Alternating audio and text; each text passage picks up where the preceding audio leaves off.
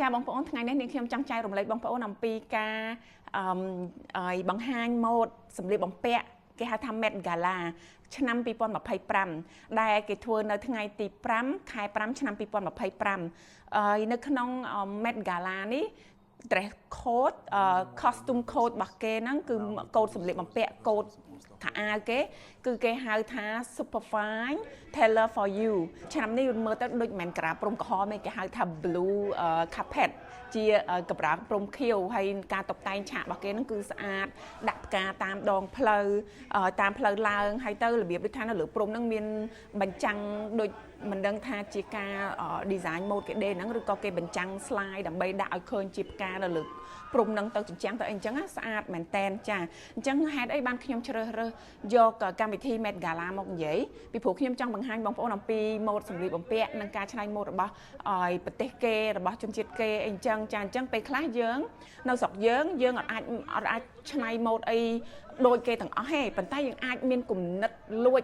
យកម៉ូដគេបន្តិចយកមកផ្ទុកកែច្នៃជាសម្លៀកបំពាក់របស់យើងឧទាហរណ៍ថាបើសិនជាខ្ញុំចង់កាត់សម្លៀកបំពាក់ចូលរួមកម្មវិធីខ្ញុំឆ្លាញ់មកកណាត់ខាងលើនេះខ្ញុំឆ្លាញ់មកកណាត់ក្រោមខាងនេះអីចឹងទៅអញ្ចឹងខ្ញុំយកមកផ្គុំដើម្បីឲ្យវាចេញជាម៉ូដ style របស់យើងចាហើយកម្មវិធីកម្រាលព្រំក្រហម Met Gala ឆ្នាំ2024យើងឃើញហើយជាកម្មវិធីមួយដែលប្លែកពិសេសស្អាតផ្សេងទៅអញ្ចឹងឆ្នាំ2025ហ្នឹងគឺជាកម្មវិធីដែលគេនិយាយអំពីម៉ូដសម្លៀកបំពាក់ style សម្លៀកបំពាក់របស់ជនជាតិស្បែកខ្មៅ Tailor for you ហ្នឹងគឺការកាត់សម្លៀកបំពាក់សម្រាប់អ្នកសម្រាប់អីអញ្ចឹងហើយ Black style ហ្នឹងគឺគេចង់លើកយកពីការច្នៃម៉ូដរបស់ជនជាតិស្បែកខ្មៅយកមកនិយាយម៉ូដសម្លៀកបំពាក់របស់ជនជាតិស្បែកខ្មៅជនជាតិស្បែកខ្មៅគាត់ពាក់ដូចថាប្រចាំថ្ងៃឬក៏ធ្វើការឬក៏ចូលកម្មវិធីអីអញ្ចឹងហើយវាគឺជាប្រវត្តិរឿងមួយរបស់អ្នក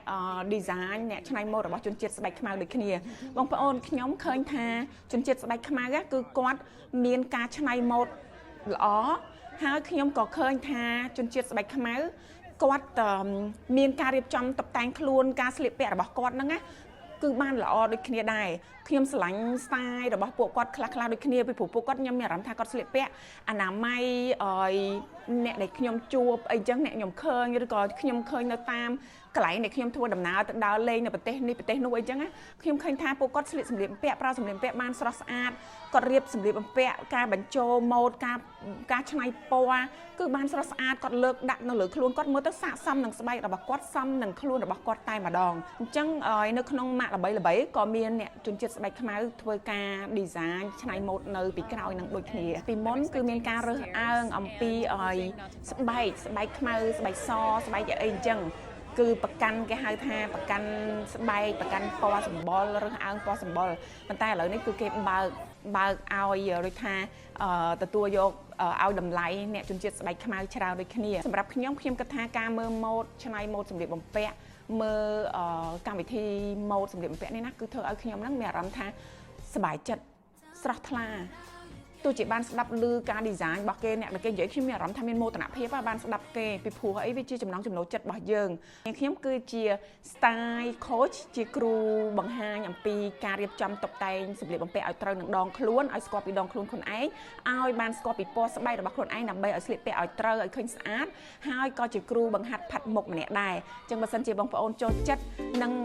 ចង់ដឹងអំពីដងខ្លួនខ្លួនឯងតើស្លៀកពាក់បែបណាចូលកម្មវិធីបែបណាពណ៌ស្បែកយើងបែប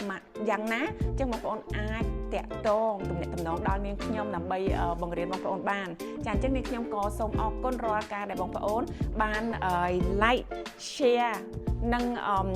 follow page របស់នាងខ្ញុំថ្មីនេះ